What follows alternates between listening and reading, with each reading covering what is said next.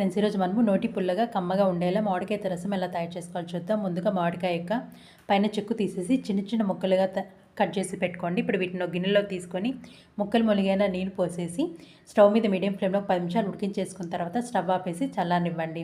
ఒక మిక్సీ జార్లో 1 table spoon ధనియాలు, 1 టేబుల్ స్పూన్ జీలకర్ర, 1/2 టేబుల్ స్పూన్ మెంతులు, 1/2 టేబుల్ స్పూన్ మిరియాలు, 2 వెల్లుల్లిపాయలు, చిన్న అల్లం ముక్క వేసి కచ్చాపచ్చ మిక్సీ పట్టుకోండి. అలాగే ఉడికించుకున్న మామిడికాయల నుంచి టెంక తీసేసి నీళ్ళతో సహా మిక్సీలో వేసేసుకొని మెత్తగా మిక్సీ పట్టుకోండి. స్టవ్ ఆన్ చేసి ఒక గిన్నెలో 1 టేబుల్ స్పూన్ ఆయిల్ వేయండి. ఆయిల్ వేడెక్కాక ఆవాలు, జీలకర్ర, ఎండుమిర్చి, వెల్లుల్లిపాయలు, కరివేపాకు, ఇంగువ వేసి ఫ్రై చేసుకున్న తర్వాత ఒక టమాటాను వేసుకోండి. అలాగే మిక్సీ పట్టుకున్న మసాలా వేసేసుకొని మూత పెట్టి 1 నిమిషం మగ్గనివ్వండి.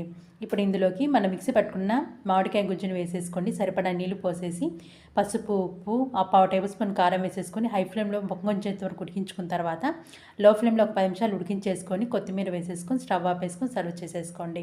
ఒకసారి ఇలా ట్రై చేయండి, చాలా టేస్టీగా ఉంటుంది. Thank you for watching.